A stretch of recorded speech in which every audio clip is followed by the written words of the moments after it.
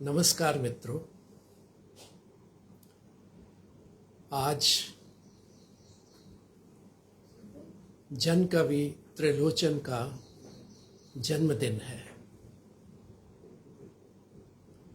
एक जन कवि के जन्मदिन में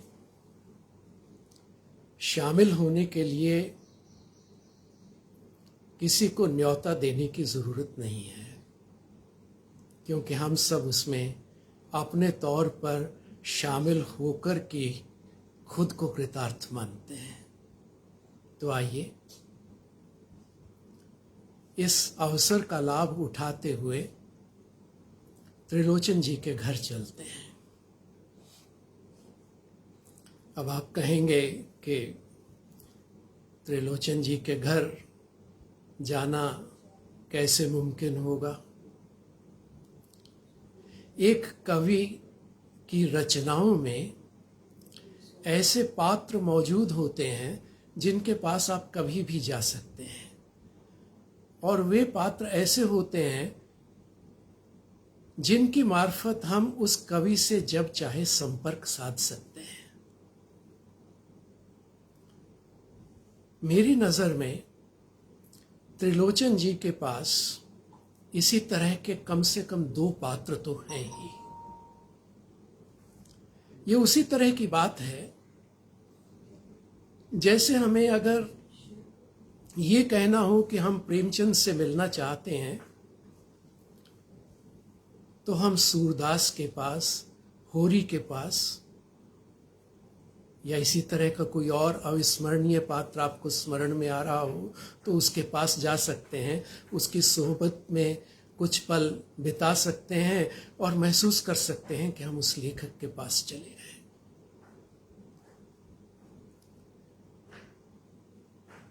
लेखक होने का यही सुख है।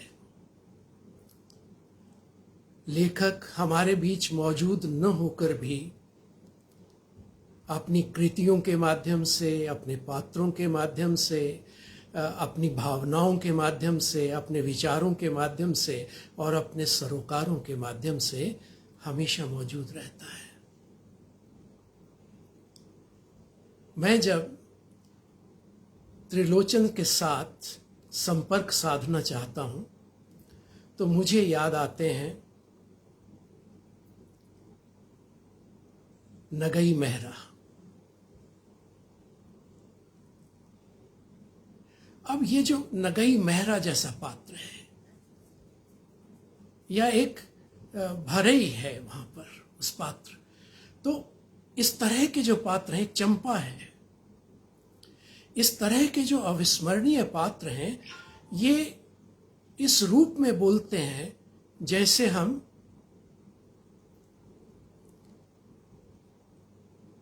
त्रिलोचन जी से बात कर रहे हों। लेकिन त्रिलोचन से बात करना कितना कठिन है, इसे आप बहुत जल्द समझ पाएंगे। त्रिलोचन एक जगह कहते हैं अपनी कविता में कि मेरी भाषा के ओंठों तक बात आकर रुक जाती है। बात करनी कितनी कठिन होती है।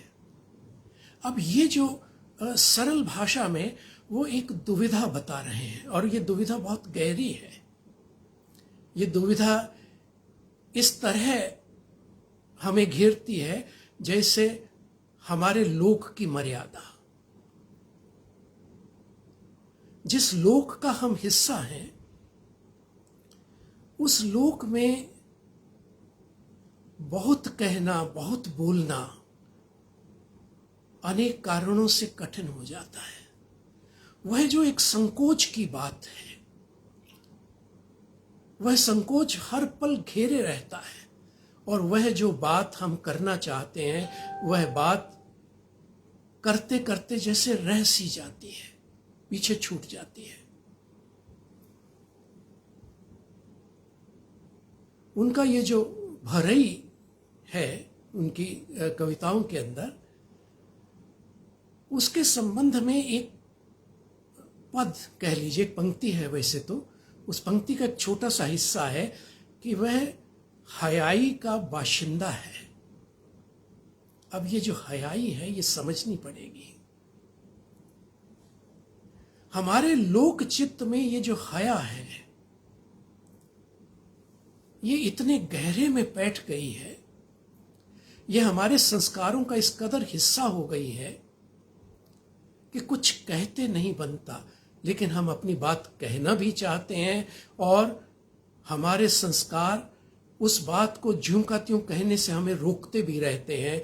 ये जो एक आंतरिक दुविधा है, ये दुविधा संभवतः भारतीय लोक चित्त की एक ऐसी खासियत है, एक ऐसा वैशिष्ट्य है जो आपको बहुत सारे मुल्कों में दूसरों में दिखाई नहीं देगा। जैसे यूरोप के देश हैं, वो अपने बात को सलीके से कहने के लिए हमेशा उतावले रहते हैं। अमेरिका के लोगों के पास आप जाएंगे तो वहाँ एक बड़बोलापन आपको दिखाई देगा। बात कहने को न भी हो तब भी वो बहुत कुछ कह डालना चाहते हैं और आपके साथ निरंतर जैसे एक बातचीत के अंदर हमेशा रहने का प्रयास करते हैं वो लोग। हर देश की अपनी एक खासियत है। भारत को पहचानना हो तो हमें भारत के कवियों के पास जाना पड़ता है।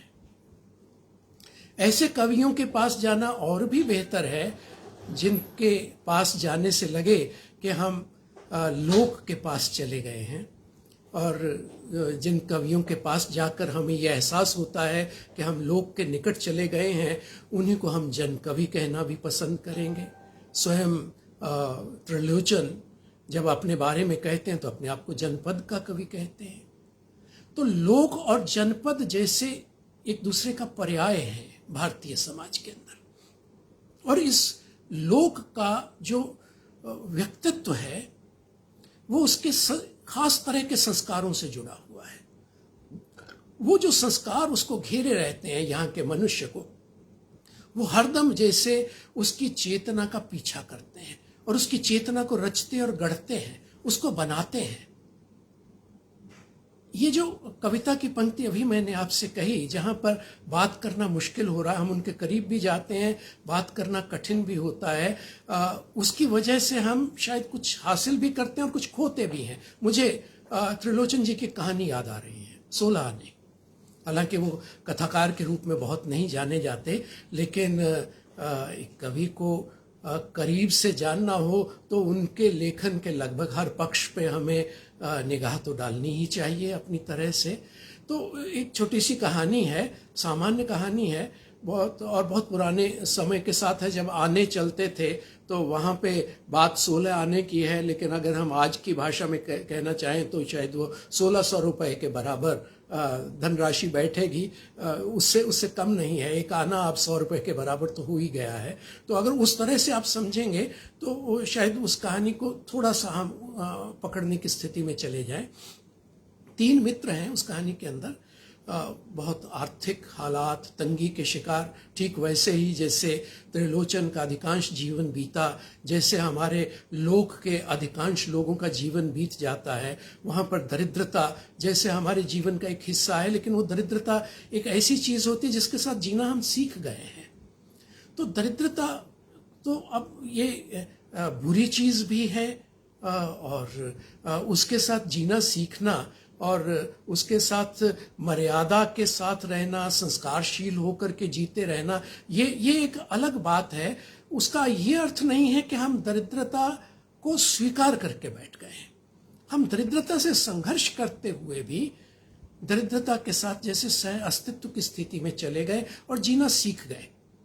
अब ये जो स्थिति है कि दरिद्रता के साथ सह अस्तित्व की स्थिति में, ये बात भारत का आदमी एकदम से समझ आता है कि ये तो कोई ऐसी बात नहीं है। अगर नहीं है तो हमारे पास बहुत खर्च करने को, तो जितना है उसी के अंदर गुजारा करेंगे और उसके अंदर अपनी भलमनसाहत को भी नहीं छोड़ेंगे। जैसे इस कहानी के 3 पात्र हैं। एक पात्र के पास किसी वक्त 1 रुपया होता है, बड़ा खुश होता है, तो होटल में खाना खाने की बजाय घर में इकट्ठे खाना खाते हैं। उसके ऊपर 9 आने खर्च आता है, तो तीनों मित्र तय करते हैं कि चलिए 3-3 आने हम देते हैं, करके 9 आने हो गए। अब उसके पास ये करके 13 आने बच गए। यानी अगर आप होटल में खाना खाते हो 900 रुपया 3 आदमियों का, आप समझ सकते हैं कि ये 100 रुपये के बराबर मैं क्यों कह रहा था। तो उस यानी आज की पूंजी के गणित के हिसाब से ये आने का हिसाब उसी ढंग का है तकरीबन। अगर त्रिलोचन जी की रचनाशीलता को देखना, थोड़ा कालक्रम भी अपनी निगाह में हमें रख लेना चाहिए। 1945 से 1990 बहुत दूर नहीं है, लेकिन 1945 बहुत दूर लगता है। और 1945 से लेकर के 1965-70 तक के हालात, वो आने रुपए का जो की जो कीमत है, उस काल के अंदर एक बड़ी कीमत है। उसके बाद अचानक गिरनी शुरू होती है, फिर तो ऐसी गिरती है कि अद्भुत हो जाता है। इतनी इन्फ्लेशन, इतनी महंगाई और वो तमाम चीज़ें उसके अंदर हैं। लेकिन उसमें आप ये देखिए कि वो 13 आने उसके पास बचते हैं। बमुश्किल वो पात्र गुजारा कर रहा है, रोज़ के 3-3 आने खर्च करके किसी ढंग से रोटी पानी चलता है उसका। लेकिन एक दूसरा पात्र वो थोड़ा ढीठ है। यानी हयाई और बेहयाई के बीच अगर रिश्ता समझना हो तो इस कहानी को थोड़ा सा समझ लीजिए कि वो जो वरुण नाम का एक पात्र है, वो थोड़ा बेहया है। वो देखता है उसके बाद 13 आने बचे हैं, वो कहता है तुम मुझे दोगे, मुझे काम है। तो वो बताता भी नहीं है क्यों है, और 13 आने उससे ले लेता और फिर कभी लौटाता नहीं है। उससे मांगने भी जाओ और मांगने के लिए इतनी कठिनाई होती है उस पात्र को। वो हयाई में जीने वाला, हयाई का बाशिंदा है, वो अपनी बात कह नहीं पाता है। और वो जो बाशिंदा है वो जब मांगता भी है तो इतने संकोच से मांगता है कि हम देखते रह जाते हैं। और वो जो बेहयाई सीख गया है, जो शहर के अंदर रहने वाला एक पात्र है, जो पूंजी की दुनिया का जो हिस्सा हो गया है, उसके अंदर वो जो संस्कारशीलता है वो दिखाई नहीं देती, तो वो लौटाता ही नहीं। कई बार तगादा करने पर भी नहीं लौटाता है। और अंत में जब वो उसको आखिरकार झुंझलाहट में कह ही देता है कि नहीं, इसके बिना गुजारा नहीं होगा, तुम्हें लौटाना ही होगा, तो वो उसको कुछ समय देता है। और कुछ समय के बाद जब वो पात्र उसके घर दोबारा जाता तो पता लगता है कि वो तो साल भर के लिए बनारस चला गया। तो कहानी इसी ढंग से खत्म हो जाती है। वो 13 आने उसके वापस नहीं आते हैं। तो ये जो स्थितियां हैं कि जो पूंजी की दुनिया के हालात हैं, उसकी जो बेशर्मी है, उसके मुकाबले में हमारा लोकचित्त संकोचशील है, संस्कारशील है। वो अपनी मर्यादा को फिर भी छोड़ने को राजी नहीं है। तो ये किस तरह के पात्र हैं, किस तरह का लोक है हमारा। दरिद्रता के साथ वो जीना नहीं चाहता, लेकिन उसके साथ सह अस्तित्व में जीना उसको सीखना पड़ता है। और इस बात को हम बड़े तार्किक ढंग से, और कोई इसको समझने में हमें कोई दिक्कत नहीं होती। लेकिन मैं अचानक एक दफ़ा चौंक गया। अमेरिका में मुझे कुछ थोड़े अनुभव हुए वहाँ जाकर के देखने के। तो हमारे ही परिवार का एक बच्चा था, उसके साथ बातचीत चल रही थी। तो हम उसको समझा रहे थे कि पढ़ना लिखना, इसके साथ तरक्की करना और उसके साथ एक थोड़ी अच्छी हालात में जाना कितना ठीक ठाक होता है। तो कहता उसकी ज़रूरत क्या है, हम काम नहीं करेंगे तो सरकार हमारा खर्चा उठा लेगी। वहाँ अमेरिका के अंदर यही चलता है, नॉन एम्प्लॉयमेंट अलाउंस मिलता है तो वो लोग जी लेते हैं। हमने कहा फिर तुम गरीबी में जियोगे। तो कहता okay then don't choose to be a poor person. हम हैरान हो गए उसकी बात सुन करके। Don't choose to be a poor person, इसका मतलब वो एक चुनाव है उस देश के अंदर। हमारे यहाँ वो चुनाव नहीं है, हमारे यहाँ वो एक वस्तु स्थिति है। हम उसके भीतर जीते हैं, उसी के भीतर मरते हैं, उसी के साथ जीते हैं। इसीलिए त्रिलोचन बार बार जब अपनी कविताओं के बीच में गालिब का जिक्र ले आते हैं, और वो जानबूझ के लेकर के आते हैं। और कहा भी जाता है कि त्रिलोचन की जो काव्य भाषा है और शैली है, उसके अंदर त्रिलोचन तो खुद हैं ही, तुलसीदास भी हैं उसके अंदर, कबीर भी उसके अंदर बैठे हैं, और गालिब भी बैठे हुए हैं, और उसमें कहीं दादू दयाल भी बैठे आपको दिखाई दे जाएंगे। तो यानी वो इस तरह के लोग जिनका जीवन के साथ और जनपदों के साथ संपर्क है, तो वो अक्सर दिखाई दे जाते हैं। और त्रिलोचन जी से मुझे तो मिलने का सौभाग्य नहीं मिला, लेकिन जो कुछ उनके साक्षात्कार पढ़े और सुने, और जो इधर उधर, तो एक शेर वो के कर्ज की लेकर के मैं जो पीने वाला शेर है कि उसकी वजह से फाका मस्ती के अंदर जो दिन कट जाए, उससे लगता है कि रंग आ जाएगा जीवन के अंदर। तो उस शेर को लेकर के वो जिस तरह से एक आनंद लेते रहे हैं हमेशा, वो आनंद भारतीय चित्त का आनंद है। वो गालिब के भीतर से भी वो अंश निकाल लाए जिसका संबंध हमारे लोक चित्त के साथ है। अब गालिब तो एक अलग स्तर के या एक अलग सरोकार के व्यक्ति हैं। यहाँ बात सरोकारों की नहीं हो रही है, बात हो रही है कि हम उस लोक की आत्मा को समझें जिस लोक की आत्मा के भीतर से त्रिलोचन पैदा हुए, जिसको जी रहे थे, और वो उसके साथ जीते हुए कोई रास्ता निकालने की कोशिश कर रहे थे। और जब मैंने इतने सारे लोगों का जिक्र किया, खुद त्रिलोचन ये जिक्र करते रहे कि मेरे लेखन के अंदर इन तमाम का, इनसे मैंने भाषा सीखी है, तुलसी से भाषा सीखी है, मैंने कबीर से सीखी है, लिखना किसको कहते हैं गालिब से सीखा है। तो वो असल में क्या कर रहे हैं, वो भाषा सीखने की बात कर रहे हैं, लेकिन ऐसा नहीं कर रहे कि वो कोई खास तरह का वैचारिक स्तर का कोई आत्मसातीकरण कर रहे हैं। इस बात को हमें थोड़ा समझ लेना चाहिए। त्रिलोचन की बाबत अक्सर बात करते हुए हम बहुत सारी चीज़ों के समन्वयों की बात करते हैं कि उनके काव्य के अंदर, उनके लेखन के अंदर बहुत सारी चीज़ें जैसे समन्वित होकर के एक साथ आ गई हैं। वो जो समन्वय दिखाई देता है अलग अलग कवियों का, उनके अलग अलग भाषा स्तरों का जो समन्वय दिखाई देता है, वो इसलिए कि वो बात कहने लायक हो सकें। वो इसलिए नहीं है कि वो उनकी बात कहने के लिए अपने काव्य को खोलते हैं। बात वो वही कर रहे हैं जो उनको कहनी है। इस बात को, इस फर्क को समझे बिना शायद हम त्रिलोचन को और उसकी मौलिकता को नहीं समझ पाएंगे। वो एक बड़े कवि हैं, मौलिक कवि हैं, उनका पूरा का पूरा चिंतन अपनी तरह का है, और उनको किसी की परंपरा के अंदर रख करके देखना हो तो बड़ा कठिन हो जाता है। मेरे लिए तो बहुत कठिन है। हालांकि लोग उनको हो सकता है तुलसी की परंपरा में रख करके देखने का प्रयास करेंगे, और स्वयं त्रिलोचन भी करते रहे। उनकी कई कविताएं तुलसी के बहुत करीब चली जाती हैं, लेकिन उनका जिक्र मैं बाद में करूँगा। फिलहाल वो जो मूल बात है संकोच की, उसके साथ जुड़ी हुई एक बात जो अभी उभर करके आई, वो ये थी कि ये इस संकोच की एक वजह आर्थिक तो है ही, और वो जो दरिद्रता के साथ सह अस्तित्व करना और उसके साथ एक आत्मसंघर्ष की स्थिति में रहना, ये भी है। और वो जो भोरई है उनका, वो कहता भी है कि मैं जो हालात हो गए हैं, लड़ाई लग गई है, उस लड़ाई लगने के जिस तरह के हालात आ गए हैं, उसके कारण महंगाई बहुत बढ़ गई। अब मैं इस महंगाई का क्या करूं? और वो ये बात कहने के लिए वो अपने प्राणों की, त्रिलोचन लिख रहे हैं, उसने अपने प्राणों की पूरी ताकत निकाल दी और तब कहा कि इस महंगाई से छुटकारा कैसे होगा। जैसे उसके प्राण जाते हों।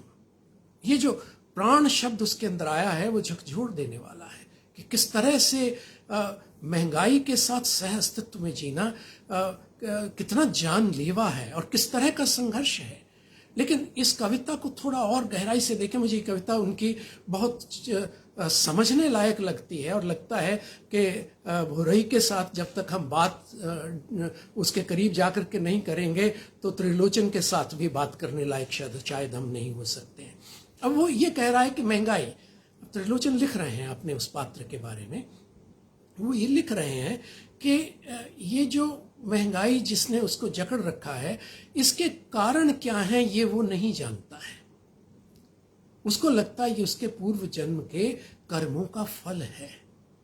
लोक चित्त के अंदर देखिए धारणाएं कितनी जड़बद्ध तरीके से बैठी होती हैं। पूरी परंपरा और संस्कृति की कौन सी चीजों को हम, यानी ये जो एक नियतिवाद है जो परंपरा और संस्कृति के एक जड़ रूप से, एक यथास्थितिवादी रूप से आया है कि हम जो जिस हालात के अंदर जी रहे हैं वो उन हालात में जीने के लिए कुदरत ने हमें चुना है, कर्मों का फल है।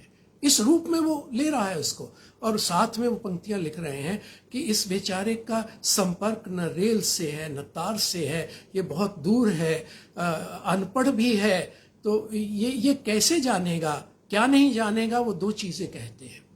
एक तो वो ये नहीं जानेगा कि राष्ट्र के स्वार्थ और कूटनीति क्या होती है, और दूसरी बात वो ये नहीं जानेगा कि पूंजी की चाल क्या होती है।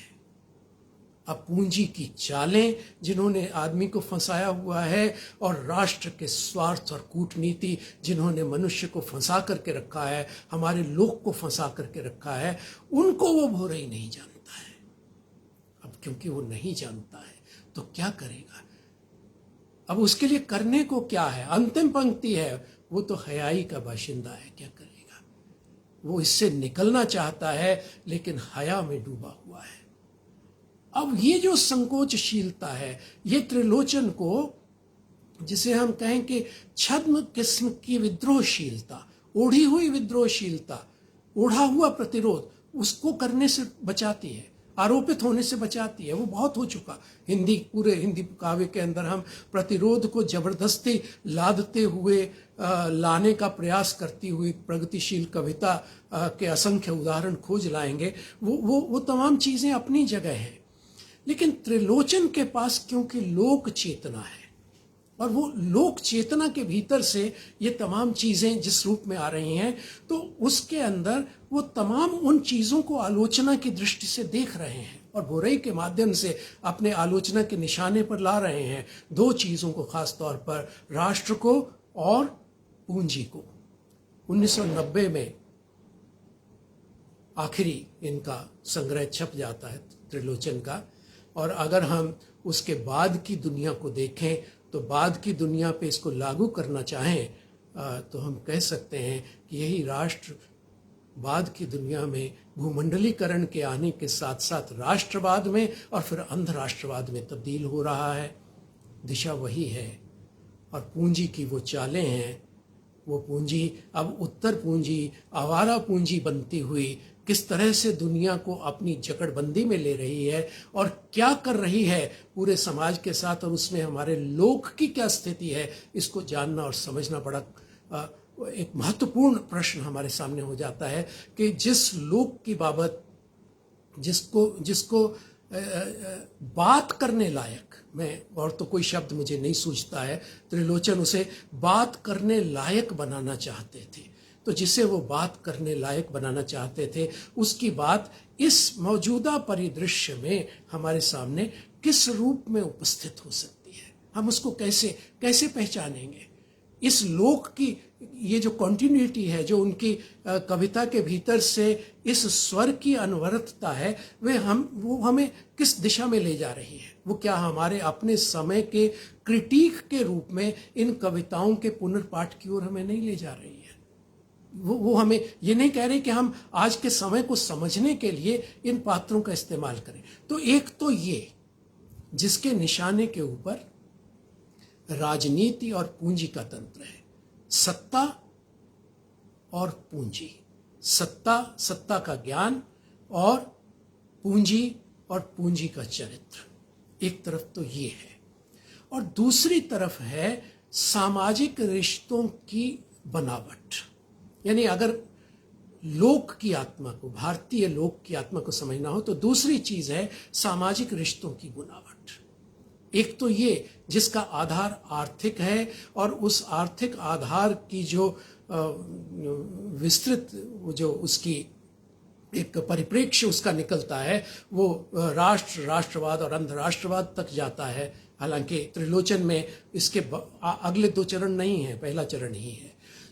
1990 तक का यथार्थ, उसकी ओर इशारा, उसके बाद के यथार्थ को हमें ही समझना होगा उनकी कविताओं की मार्फत, और वहां तक लाए बिना किसी भी कवि का पाठ और पुनर्पाठ कभी पूरा नहीं हो सकता है। तो वो तो काम हम करेंगे ही, लेकिन उनकी कविताओं को समझने का जो यानी एक तो ये अर्थतांत्रिक व्याकरण, उसके जो सरोकार, जो जिसकी वजह से प्राण जाते हैं उनके पात्रों के, और जिसकी वजह से उनके पात्र अपनी बात कहने के लिए अपनी जुबान खोलते हैं कभी कभार।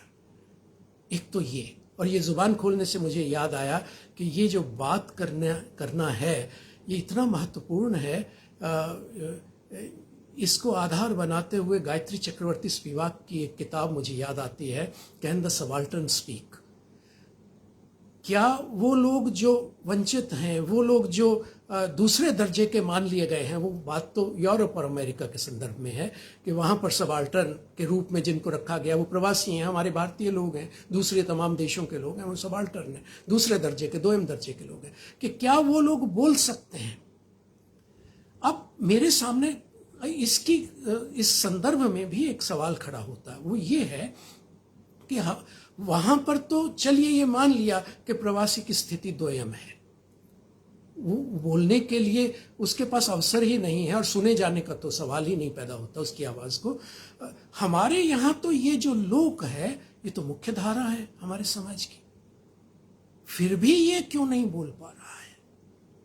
ये प्रश्न है बहुत बड़ा।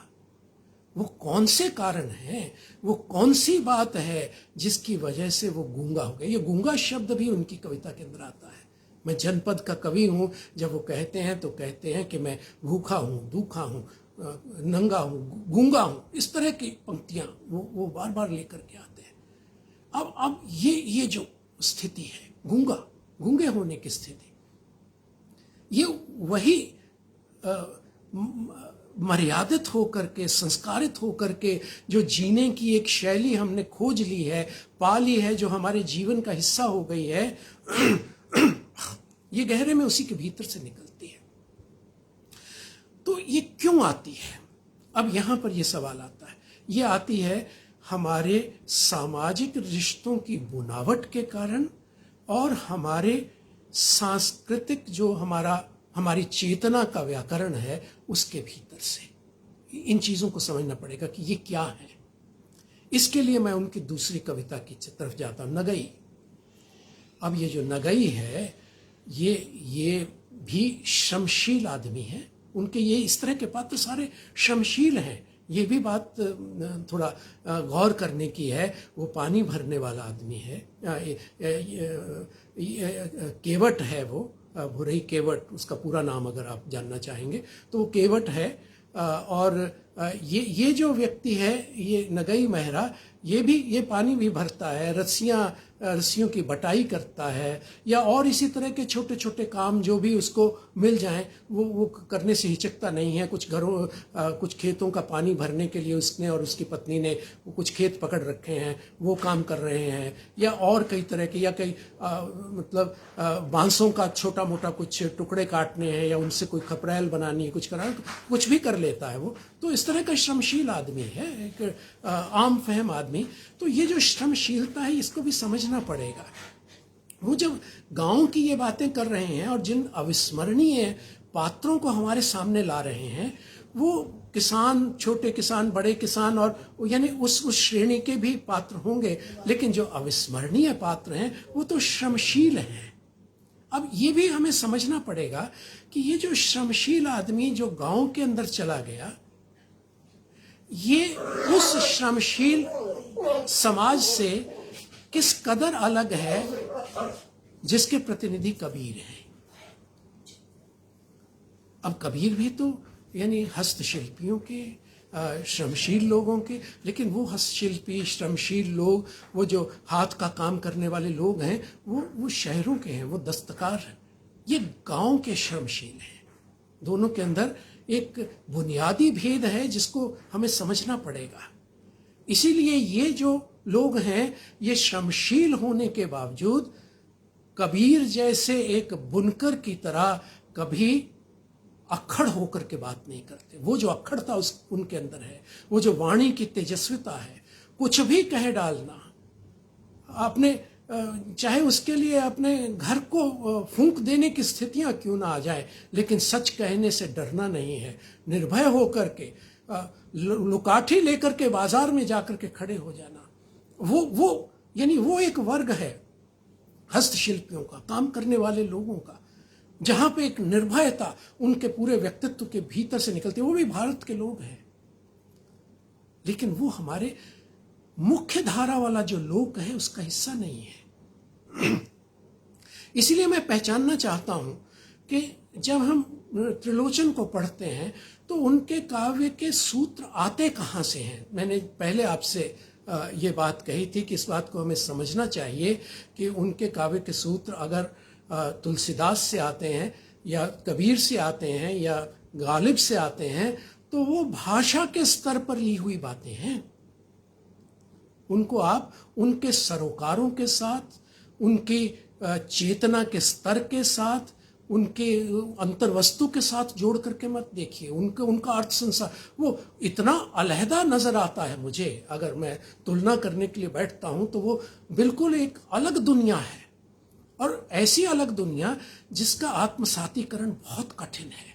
लेकिन हमारा लोक अपने तरीके से इन तमाम चीज़ों को आत्मसात तो करता ही है।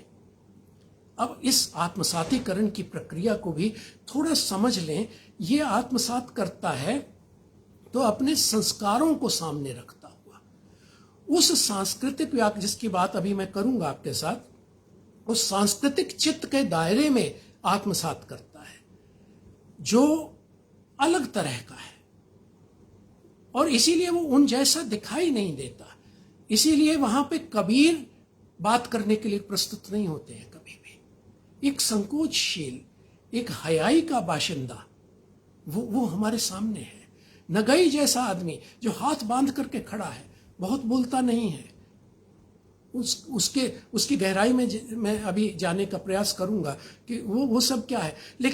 लेकिन मैं ये केवल कबीर का उदाहरण इसलिए दिया कि कबीर के अगर हम आंतरिक व्यक्तित्व को, उनके अर्थ संसार को और उनकी कही हुई बातों को हम पकड़ करके देखना चाहेंगे, और जिस विराटता के अंदर वो ले जाते हैं और मनुष्य को ही हरि के बराबर ले जाते हैं, जो खाऊं सो भोग लगे वाली स्थितियां हो जाती हैं, जहाँ पे भक्ति का हमें ऐसा लगता है कि कोई नज़दीक भी फटकने वाली स्थिति नहीं है, क्योंकि आप स्वयं खा रहे हैं और आप कह रहे हैं कि हरि को भूख लग गया है तो मुझे कोई चिंता नहीं है। तो इस तरह की स्थितियां भी भारत के अंदर हुई हैं, जहां लोग इन तमाम इस तरह के तमाम संकोच का, इस तरह के तमाम लोक की मर्यादा का अतिक्रमण करके ऐसी जगह पहुंच गए जहां पर अद्भुत किस्म की तेजस्विता, अद्भुत किस्म का विद्रोह, अद्भुत किस्म का प्रतिरोध वो हमारे जीवन का हिस्सा हुआ। तो वो भी हमारा ही समाज है, लेकिन हमारे समाज की एक मुख्य धारा है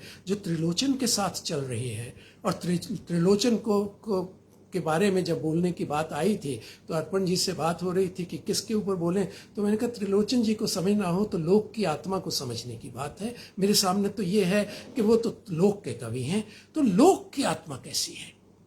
वो हमारा लोक वैसा इस तरह का है कि उसके अंदर और तमाम चीज़ें हमें बहुत दूर पड़ी दिखाई देती हैं, बावजूद इसके कि त्रिलोचन कहते हैं मेरे काव्य के अंदर तो कबीर तुलसी एक साथ हैं। कहते हैं मैं उस काशी का हूँ जो काशी कबीर तुलसी की है। कबीर पहले हैं, बल्कि उस पंक्ति के अंदर कबीर तुलसी की काशी, तो अपने आप को उस काशी का बता रहे हैं।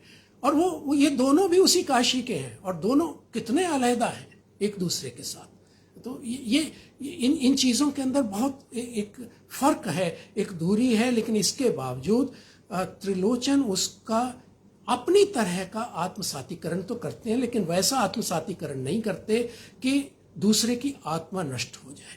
वो जो दूसरा पक्ष है उसकी आत्मा कुंठित हो जाए या उसको रोक दिया जाए, वो नहीं है। जैसा मैनेजर पांडे जब आत्मसातीकरण की प्रक्रिया पे बोलते हुए एक जगह इस बात की ओर इशारा करते हैं, वो कहते हैं कि ये जो आत्मसातीकरण हुआ इसने विद्रोह को, प्रतिरोध को और उसकी जो परिवर्तन की जो चेतना है, सामाजिक रूपांतर की जो चेतना है, उसको कहीं स्थगित किया है।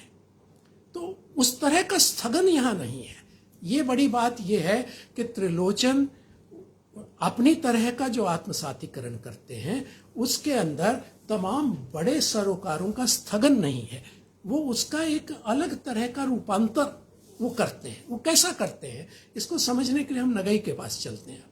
तो बहुत सारे उनके जन्म दिवस को मनाने के लिए कई पात्र यहाँ उपस्थित हो गए हैं। तो एक भोरई केवट, उनसे हम मिल लिए जो वहाँ पर आकर के बैठे हुए हैं और हमसे बड़े संकोचवश बात कर गए, लेकिन बात बड़ी पते की कर गए वो। तो एक इधर बैठे हुए हैं तो वो नगई मेहरा हैं, तो आइए उनकी भी सुनते हैं कि वो क्या बात कर रहे हैं। तो ये नगई क्या है? ये एक अद्भुत प्राणी है। अब जैसा लिखते हैं त्रिलोचन कि जैसा इस तरह के यानी कहारों के यहाँ जिस तरह का चलता है, जिनको बड़ी जातियाँ निम्न जातियों के अंदर गिनती हैं, तो इन निचली जातियों के अंदर जो पारिवारिक रिश्ते हैं, वैवाहिक रिश्ते हैं, नैतिकता के जो रूप हैं, वो ठीक वैसे नहीं हैं जो सवर्णों के हैं। यानी ब्राह्मण, क्षत्रिय, वैश्य या दूसरे लोग जो अपने आप को जिस ढंग से, या किसान हैं जो या जमींदार लोग हैं जो समाज के, यानी जिनको आप सवर्ण कह सकते हैं, तो उस तरह का नहीं है। और ये जो लोक की मर्यादा है, यहाँ ये थोड़ा हमें देखना होगा कि लोक की मर्यादा का संबंध इस सवर्ण संरचना के साथ है, ये तो मानना ही पड़ेगा।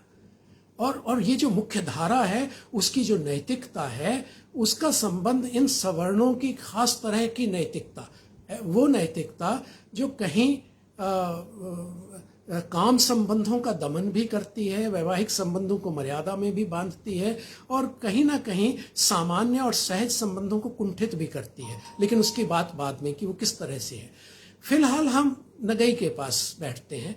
नगई ने क्या किया है कि सामाजिक मर्यादा और तमाम चीज़ों को ताक पे रख दिया और अपने छोटे भाई की जो सास है उसको अपने घर में पत्नी के रूप में बिठा लिया है, घरनी बना लिया उसको।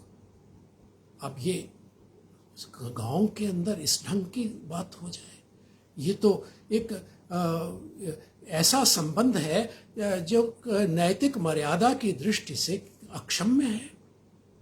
अब मान ही नहीं सकते, मां बराबर है वो, छोटे भाई की सास है।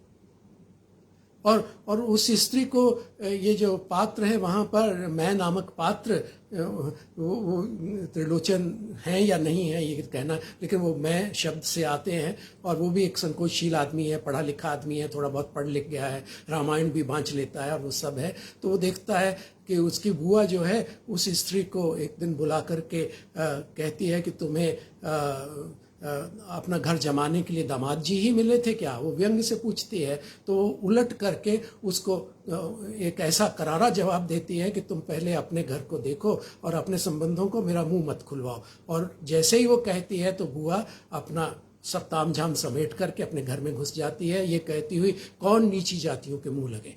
तो ये इस तरह की स्थितियां वहां पर चित्रित हैं इसके अंदर। अब ये नगई, क्या आपको लगता है कि ये विद्रोही है? विद्रोही नहीं है। इसने कोई मर्यादा को ताक पे रख दिया हो वैसी कोई बात नहीं है। अब इसने एक ऐसा संबंध बना लिया जो जिसे हम लोक कहते हैं, उस लोक के लिए तो ये एक कठिन स्थिति है। लेकिन लोक हमारा अद्भुत है। जो ये नगई नाम की नगई मेहरा नाम की ये जो कविता है, ये इस लोक का जो एक अलग तरह का विशिष्ट चरित्र है इसको स्पष्ट करती है हमारे सामने। वो क्या है?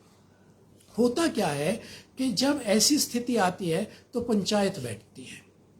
अब पंचायत दंड लगाती है, और दंड लगाती है और कहती है कि उसमें दोनों को हाजिर किया जाता है। कहते हैं कि क्या तुम अपना जुर्म जो है वो कबूल करते हो? दोनों कहते हैं हाँ महाराज, हमसे भूल हुई। ठीक है, कबूल हो गया। उसके बाद अगला प्रश्न, अगर हम तुम्हें दंड लगाएं तुम्हें मंजूर होगा? हाँ मंजूर होगा। नगई हाथ जोड़ करके खड़ा है पूरे उसके साथ। वो कहते हैं अच्छा 10 रुपए दंड तुम्हें लगेगा और पूरी जो संगत पंगत है पूरे गांव को उसको भोज देना होगा। मंजूर है। और ये कह करके नगई कहता है कि मैं तो वो जो पात्र है कहता मैं तो सेवक हूँ, 10 नौ जोड़ करके जब कहो वहां पर खड़ा हो जाऊंगा और तन मन से सेवा करूंगा। अब ये देखिए आप कि ये जो तन मन से सेवा करना है ये भक्ति से आया है, और वह जो सामाजिक पारिवारिक रिश्तों के अंदर अपने तरीके का एक अलग संसार बसा लेना है, वो विद्रोहशील प्रवृत्ति बताता है। तो दोनों एक साथ वहां पे बैठे हुए। ये जब स्थिति के ऊपर मैंने निगाह दौड़ाई कि वो ऊपर से तो भक्ति भाव को, और रामायण भी बंचवाता है उस पात्र से। वो कहता है कि हाँ तुम रामायण बांच लेते हो? कहता हाँ जी मैं बांच लेता हूँ। तो सुनाओ। वो कहता है ठीक है तो सुंदरकांड सुनाओ। अटक अटक करके सुनाता है। वो कहता है सुंदरकांड सुन लिया, लेकिन उसके अंदर वो पंक्ति एक कहता है कि ठीक है अटक अटक के सुनाना, अटक अटक कर, ताकि बूझने की बात बूझ ली जाए। अब ये जो बूझना है ये बहुत महत्वपूर्ण है। नगई पढ़ा लिखा नहीं है, लेकिन वो बूझता है, वो सुनता नहीं है, बूझता है। अब ये जो पढ़ कर के बूझना ये एक अलग बात है। और दूसरी बात वो कहता है, जब वो दोबारा पात्र मिलता है उसी नगई से, तो कहता है कि क्या तुम समझते हो ज्ञान कैसे होता है? कहता है बताइए। कहता है देखते, सुनते और करते ज्ञान होता है। वो ये नहीं कहता कि रामायण पढ़ते बाँचते बूझते ज्ञान होता, नहीं कहता वो। इस फर्क को समझना बहुत जरूरी है। देखते सुनते और करते ज्ञान होता है, ये एक अनपढ़ आदमी कह रहा है। यानी प्रत्यक्ष अनुभव से, जीवन के अनुभव से होता है ज्ञान, किसी फेर में मत पड़ना। पूरा भक्ति भाव है, और पूरा भक्ति भाव भी ऐसा है कि जब वो सुंदरकांड का पाठ करता है, ये पात्र जो मैं नामक पात्र है, तो उसके अंदर जैसे ही वो पंक्ति आती है कि हनुमान सीता के सामने पहुंचते हैं और कर जोड़कर जनक सुता के सामने खड़े भयो कर जोरी, जब वो पंक्ति आती है तो कहता है बस हो गया। और ये पंक्ति आते ही सियावर रामचंद्र की जय कह करके पोथी बंद करवा देता है, और भक्ति भाव से उसके हाथ भी धुलवाता है, उसको आसन भी देता है, और वो तमाम चीजें, यानी जो कुछ एक भक्त आदमी कर सकता है वो भी कर रहा है। और ये भी कह रहा है देखते सुनते और करते ज्ञान होता है। इसके आगे की अगली पंक्ति और ज्यादा चौंकाने वाली पंक्ति है। आती है जब समझ, अपनी होती है जब समझ नई होती है। अब ये जो अपनी समझ, अपनी होती है जब समझ, ज्ञान जब होता है वो तो अनुभव से होगा, लेकिन ज्ञान से भी बड़ी चीज एक और है यहां पर, वो है समझ। कबीर जिसको विवेक कहते हैं, कबीर जिसको दिया जलाना कहते हैं। पाछे लागा जाई था लोक वेद के साथ, आगे ते सतगुर मिलया दीपक दिया हाथ। ये दिया जलाना, ये समझ है।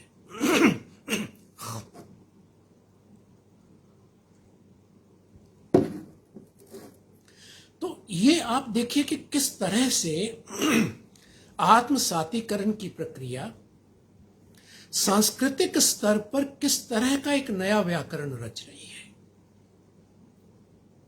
यानी जिसे आप सामान्य व्यवहार कहेंगे, उसके अंदर पूरा भक्ति भाव है।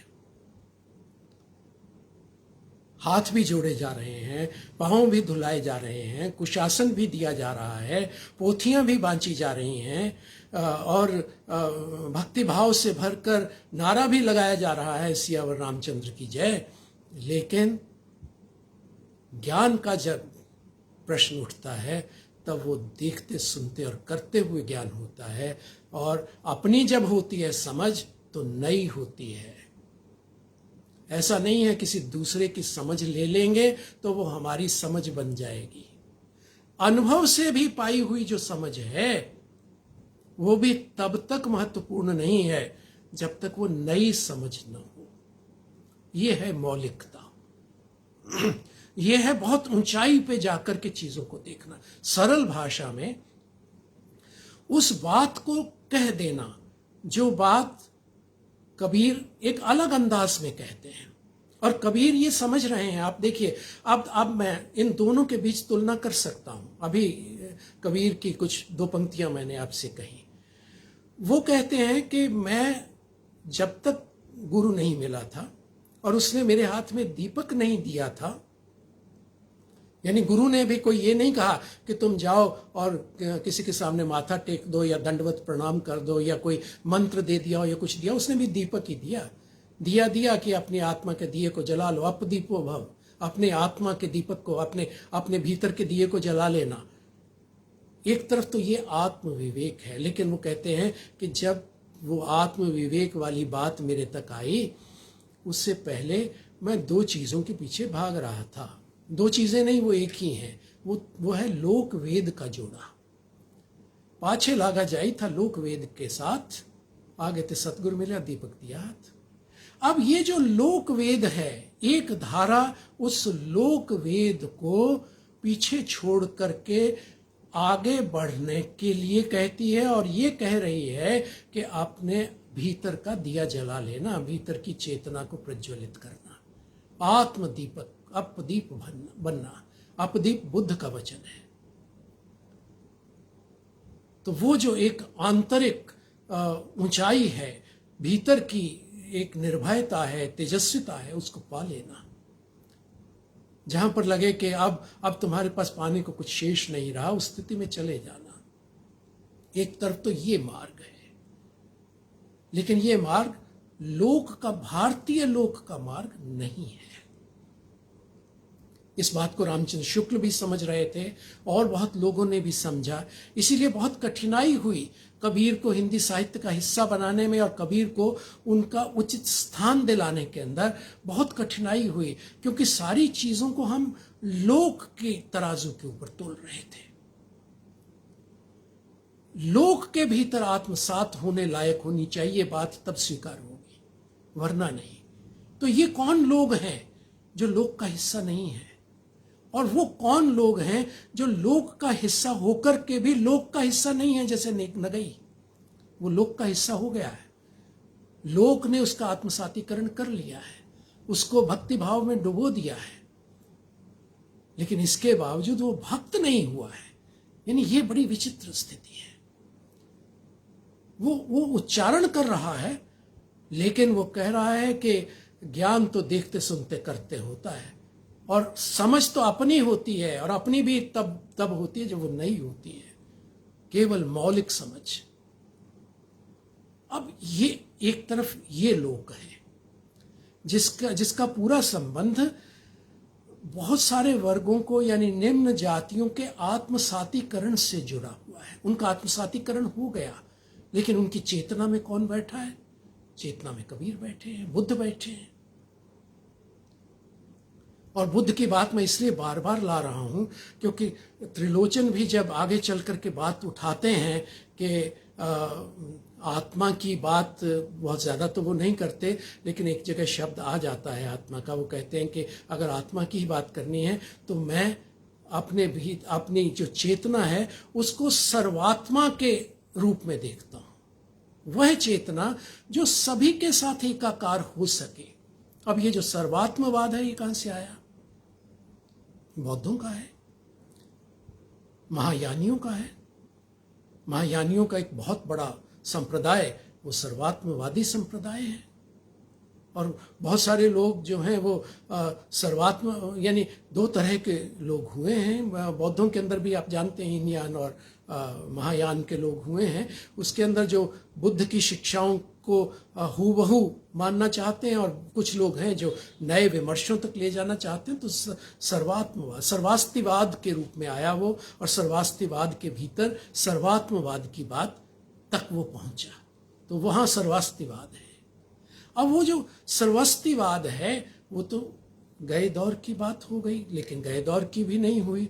उसको कबीर अपने तरीके से जी रहे हैं, और कबीर के बाद अगर आप आज के दौर तक चले आए तो अम्बेडकर अपने तरीके से फिर उसको ले आते हैं। कोई चीज़ हमारे समाज में कुछ भी ऐसा नहीं है जो गए बीते दौर की चीज़ हो गया।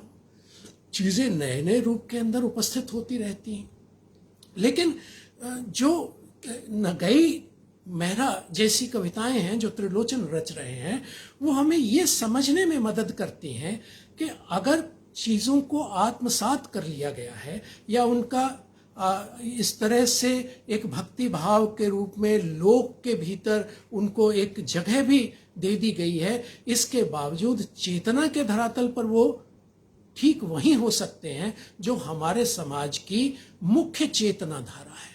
अब ये दो चीजें हो गई, एक हो गई लोक धारा और दूसरी हो गई लोक का आत्मा।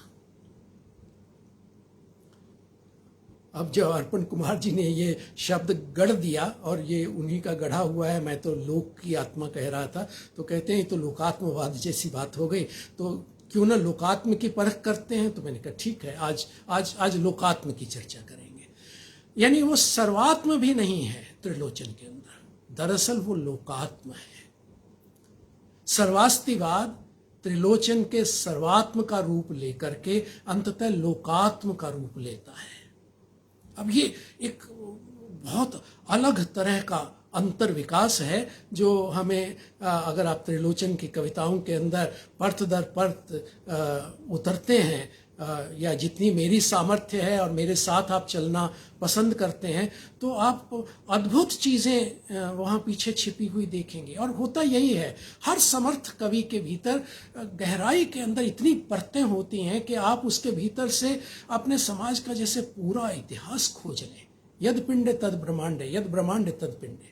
अब वो स्थिति है, एक कविता के भीतर पूरा समाज, एक कवि एक पाठ के भीतर सारे के सारे हमारे जो महत्वपूर्ण पाठ हैं वो छिपे हो सकते हैं। इसे यानी आप कह सकते हैं कि ये एक तरह की अंतर पाठीयता है, या समग्र पाठ तक जाने की बात है, या खुला पाठ शब्द कभी कहा था तो कुछ लोगों को कुछ ऐतराज हो गया था। तो लेकिन साहित्य को तो पढ़ा ही इस तरह से जा सकता है। बहुत सारे पाठ वहाँ पीछे एक ही पाठ के अंदर छुपे हुए इस ढंग से हरकत कर रहे होते हैं कि जब तक आप उनको नहीं पढ़ेंगे तो वो बड़ा कठिन हो जाएगा। उन कविताओं के मर्म तक पहुंचना बहुत कठिन हो जाएगा। ऐसा नहीं है कि आपने कोई शब्द चुन लिया या किसी एक पंक्ति को या किसी एक स्थिति को चुन लिया, उसको कह दिया कि ये तो इस कथा का मर्म है। ऐसा कुछ नहीं होता। कथा का जो मर्म है वो उसकी गहरी परतों के अंदर छिपा होता है, और मर्म दरअसल और कहीं नहीं होता, मर्म उसके इतिहास बोध में छिपा होता है।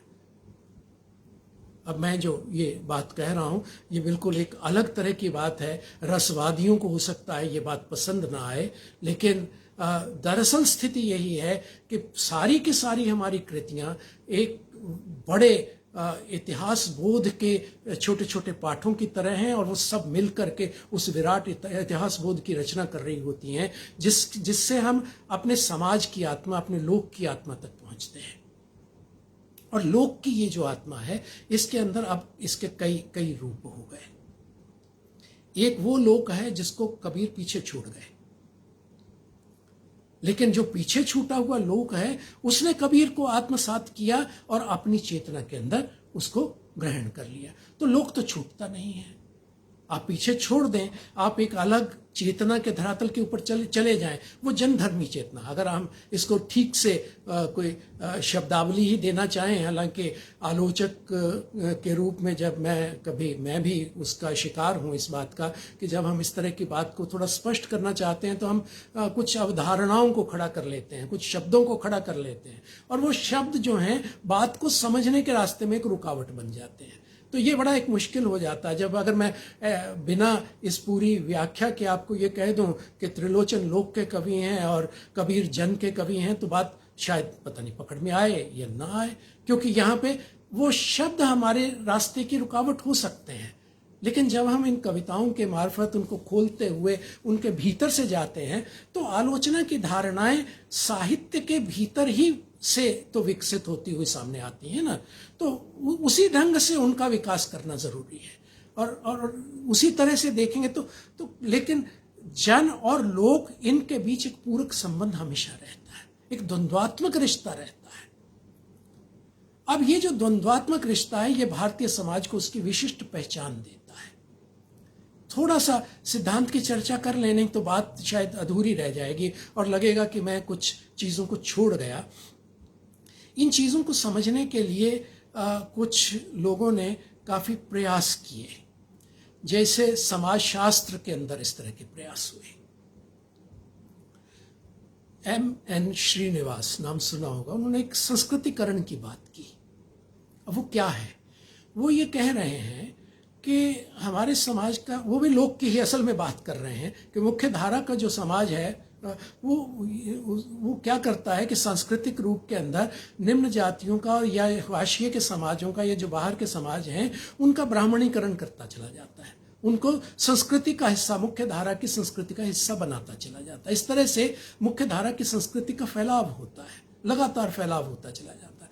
और वो ये कहते हैं कि जब ये फैलाव होता है तो ज़रूरी नहीं है कि वो ठीक उसी रूप में हो जिस रूप में मुख्य धारा के लोग उसको मानते हैं। जैसे अगर मुख्य धारा के लोग राम और कृष्ण के आसपास अपनी सांस्कृतिक चेतना को गठित हुआ मानते हैं, तो राम भक्ति और कृष्ण भक्ति की ओर अधिक उन्मुख है हमारा लोग, तो अगर उसका विस्तार होगा तो ज़रूरी नहीं है कि वहाँ राम और कृष्ण की भक्ति उसी रूप में होगी जैसे कि मुख्य धारा के लोग होते हैं। वो कहते हैं उसके अंदर स्थानीय देवताओं को भी जगह दी जा सकती है, और वो दे दी जाती है। वो उसका हिस्सा बना लिए जाते हैं, स्थानीय देवता भी इसका हिस्सा हो जाते हैं और चीज़ें भी उसका हिस्सा होती हुई आगे विकसित, और कई दफ़ा तो शास्त्र को भी पीछे छोड़ दिया जाता। ज़रूरी नहीं है, लोक और वेद का जो जोड़ा है उसके अंदर लोक वेद को भी छोड़ देता है। वो कहते हैं ज़रूरत क्या है, मंत्रों की भी चलिए ज़रूरत नहीं, हम केवल कर्मकांडों का विस्तार कर लेते हैं, लेकिन फिर बात केवल कर्मकांड की रह जाती है। ये एक कठिनाई है इस संस्कृतिकरण के अंदर कि वहाँ पर ऊपर का ढांचा तो बिल्कुल सही सही दिखाई देता है, वेद मंत्र भी पीछे छूट गए और चीज़ें तमाम जो अर्थ देती थी उसको वो भी पीछे छूट गई, लेकिन एक कर्मकांड वो आगे आगे चल पड़ा। अब वो कर्मकांड के धरातल के ऊपर तो संस्कृतिकरण हो गया, तो लोक का तो हो गया विस्तार। चेतना के धरातल पर चेतना तो एक विराट सांस्कृतिक इतिहास की प्रक्रिया में से निकलती है। वो इतिहास बोध है, सांस्कृतिक इतिहास कहें या सामाजिक इतिहास कहें, उससे कोई फर्क, लेकिन एक विराट वो चेतना की धारा है। वो उस इतिहास बोध की एक अनवरत प्रक्रिया के भीतर से उसका विकास हो रहा होता है। उसको तो तब्दील करना बड़ा कठिन होता है। आपके कुछ भी कर लें, वो बाहर का संस्कृतिकरण, संस्कृताइजेशन कितनी भी कर लें, किसी भी ढंग की कर लें, लेकिन लोक की चेतना के भीतर वो जो भीतर के रिश्ते हैं अपने पुराने दर्शनों के साथ, अपनी पुरानी चेतना के साथ, समझ के साथ, जिसको त्रिलोचन समझ कहते हैं और समझ का नया होना कहते हैं, वो नया होना कैसे होता है? ये पूरी की पूरी जो समझ की आंतरिक श्रृंखला है वो नए हालात के अंदर नई हो जाती है। वो दी नहीं जा सकती किसी को। जो आदमी देखता, सुनता और करता है, जो अनुभव के प्रत्यक्ष रूपों के साथ अपने आप को जोड़ करके आगे बढ़ता है, उसकी समझ नहीं होती है। और समझ नहीं होती है माने वो उन पूरी दार्शनिक परंपराओं का, समझ की परंपराओं का, सोच की परंपराओं का और ऐसी परंपराओं का जो पक्ष और विपक्ष में खड़ी कर दी गई हैं। यानी इतिहास के लोग जब इतिहास को समझते हैं तो वो कहते हैं ये पहली परंपरा, ये दूसरी परंपरा, ये पक्ष, ये प्रतिपक्ष, और फिर उसके बाद वो ले आते हैं कि फिर इसका एक समन्वित पक्ष, ये वाद, ये विवाद, ये संवाद। तो इस तरह के यानी ये जो प्रक्रियाएं हैं, इनकी व्याख्या करने के लिए शिक्षित समाज, दार्शनिक समाज, आलोचक समाज बहुत कुछ करता है, लेकिन त्रिलोचन की नज़र उस व्यक्ति के ऊपर है जिसकी चेतना के भीतर वो चीज़ स्वतः ही सहज रूप में, स्वाभाविक रूप में घटित हो रही है। अब वो किस रूप में घटित हो रही है आप देखिए। ये समझ का नया होना, वो एक जगह इतिहास को भी ला रहे हैं और इतिहास की बात कर रहे हैं। इतिहास ऐसा ही था, ये कविता है। अब वो कहते हैं कि बहुत सारे लोग आजकल अपने अपने इतिहासों की बात करने लग पड़े हैं और सब कहते हैं अपने अपने तरीके से इतिहास ऐसा ही था। तो ये भी उनकी चिंता का विषय है। उनको समझ में आ रही है बात कि आज हम इतिहास की जब बात कर रहे हैं तो ये इतिहासकार के नजरिए से जो बात की जाती है वो कितनी अधूरी है। वो लोक की समझ का अंतर विकास करने के लिहाज से एकदम अपर्याप्त है। जो लोग कहते हैं ये इतिहास हमारा, ये इतिहास उनका, ये दलित का इतिहास, ये स्त्री का इतिहास, ये हिंदू का इतिहास, ये मुसलमान का इतिहास, ले आइए आप, चाहे जितना इतिहास ले आइए, ये ईसाई का इतिहास, ये औपनिवेशिक इतिहास, ये प्रति औपनिवेशिक लाइए, 1000 तरह के इतिहास हैं। आज तो अस्मिताओं की भरमार हो गई, तो हर अस्मिता जिसका उभार होता है वो अपना इतिहास ला रहा है। असुर जाति के लोग अपना इतिहास ला रहे हैं, शाक्तों का दोबारा से उभार हो रहा है, वो अपनी तरह का ला रहे हैं।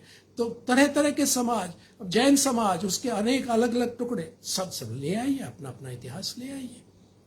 तो और जो आदमी इतिहास ले करके आता है, त्रिलोचन उस पर तंज करते हैं या जो भी उसको शब्द कहें कि सब अपना अपना इतिहास लाते हैं और कहते हैं इतिहास ऐसा ही था। हर एक को इतना भरोसा है अपने इतिहास के ऊपर। अब इतिहास को तथ्यों के ऊपर प्रमाणित मान करके इतिहास ऐसा ही था कहने की परिपाटी चल पड़ी है। लेकिन जो लोग इन इतिहासों की चर्चा करते हैं वो दरअसल इतिहास बोध तक नहीं जा रहे हैं। इतिहास बोध क्या है? इतिहास बोध तो उस समझ का सहज स्वाभाविक हिस्सा है जो अपने आप नया होता है, जो एक समझ का विस्तार करता है। तो ये जो इतिहास को आगे विकसित करने की प्रक्रिया है, उसके बारे में ये जो समझ तक लाने की बात या बोध तक लाने की बात है, इस संबंध में मुझे क्रोचे की एक पंक्ति याद आ रही है। और ये मुझे इसलिए याद आ रही है कि मेरे परम मित्र और गुरु समान लाल बहादुर वर्मा जी, जब हमारी आपस में बातें होती थी तो अक्सर वो क्रोचे की एक पंक्ति दोहराया करते थे कि इतिहास तो समकालीन होता है, सारा इतिहास समकालीन होता है। तो कहते, जब हमने पहली दफ़ा ये पंक्ति सुनी समझ में नहीं आता था कि इस पंक्ति का क्या अर्थ है, क्योंकि और इतिहासकार के लिए तो ये बात समझना और भी कठिन है।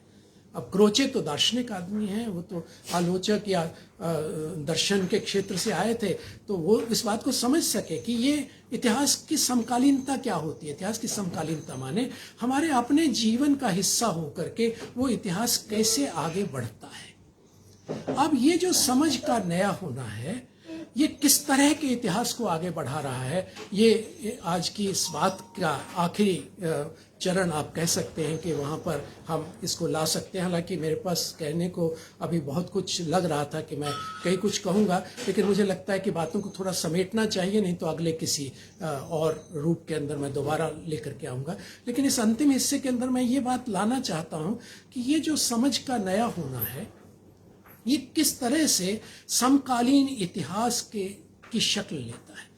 संबंधों का एक नया व्याकरण, उसकी बात अभी मैंने आपसे की, जो लोक का हिस्सा है, जिसके अंदर बहुत जटिल हो गए संबंध, बहुत ज़्यादा विद्रोही और बहुत तरह से प्रतिरोधक और सामान्य नैतिकताओं को तोड़ने वाले होकर के भी वो ऊपर के ढांचे को नहीं तोड़ रहे हैं। और वो हमारा सांस्कृतिक ढांचा है। उस सांस्कृतिक ढांचे को बरकरार रखा जाता है लोग के अंदर, लेकिन बरकरार रखने के बावजूद कोई व्यक्ति अपनी समझ को उस ढांचे से ग्रहण नहीं करता है। वो ढांचा बाहर पड़ा रह जाता है और वहां से वो ज्ञान के लिए देखने, सुनने और करने की ओर आता है, वहां से समझ तक और समझ के नए होने की तरफ आता है। अब ये जो समझ का नया होना है, ये इतिहास का समकालीनता में होना है। ये अगली बात मैंने आपसे कही, ये कैसे होता है।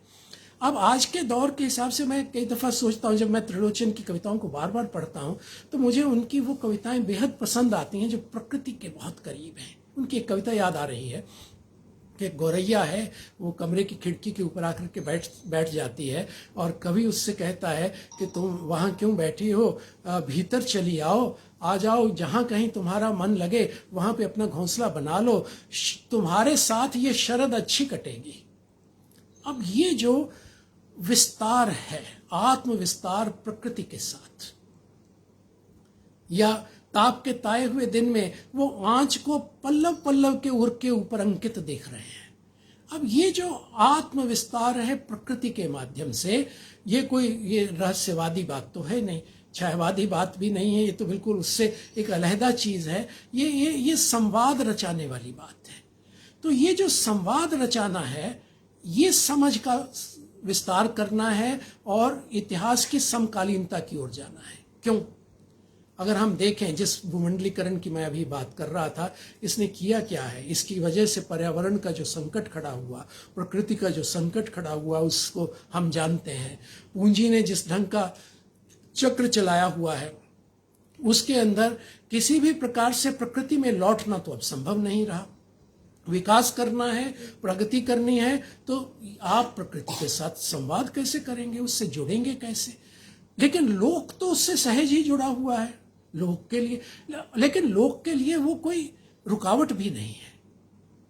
इसीलिए मैं समझता हूं कि जब चंपा कहती है कि मुझे न पढ़ना है, न लिखना है, न विवाह करना है, अगर विवाह भी करूंगी तो मैं अपने पति को कलकत्ता नहीं भेजूंगी, क्योंकि कलकत्ता जो है वो पतियों को छीन लेता है, और ऐसे कलकत्ता के ऊपर तो मैं वज्र गिराना पसंद करूंगी। बात वो भोलेपन के अंदर कही गई है, लेकिन दरअसल ये आज की सभ्यता के ऊपर एक प्रश्न चिन्ह है कि जो जिस हालात के अंदर हम चले गए हैं उसके अंदर लोग की वो स्वाभाविक चेतना, उसके रिश्तों का व्याकरण, उसकी सांस्कृतिक चेतना का व्याकरण वो कहीं नहीं बचता है। और उसके अंदर क्या है कि व्यक्ति अपना आत्म विस्तार करता है और दूसरों के साथ जुड़ता है।